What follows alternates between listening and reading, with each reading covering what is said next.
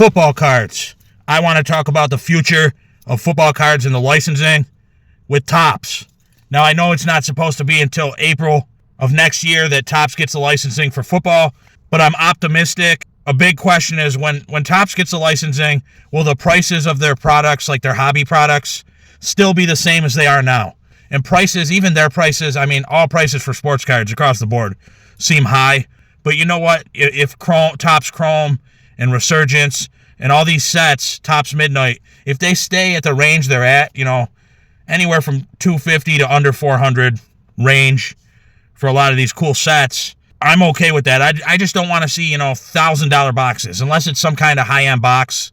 But all these sets like Resurgence and stuff, if the price point is right and stays right, with the pro uniforms and the licensing, the logos, that would be awesome. One thing I want to add is, Resurgence did it right with the 3 autographs.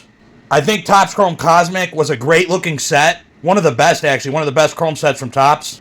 But not guaranteeing an auto out of expensive hobby boxes is just a deal-breaker for me. So I look at it like, every $100, if it's a $300 product, it should at least guarantee one autograph for every $100. And that's just my opinion.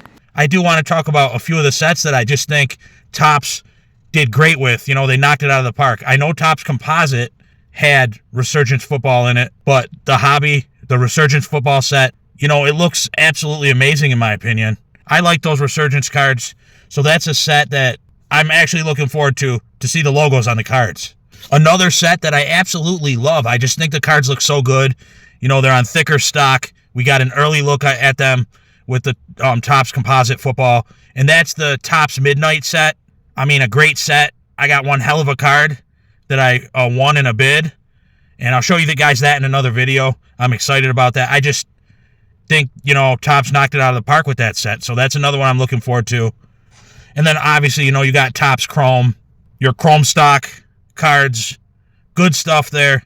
Then you have Topps Inception, and those cards, they were classy looking. They did it a little different, and then obviously, like the player-worn stuff in there was great. And then another thing I'm looking forward to is having player-worn memorabilia in these cards again. So as long as the price points stay right in these products and they don't skyrocket, I'm optimistic. What do you guys think? Are you looking forward to Topps taking on the licensing? Is that going to bring back the card craze, the way we see it with Pokemon cards, the way we've seen it in 2020? And, we did see a little resurgence with the 2024 draft class and Jaden Daniels, and there's a lot of potential there, a lot of upside, and still a lot of question marks.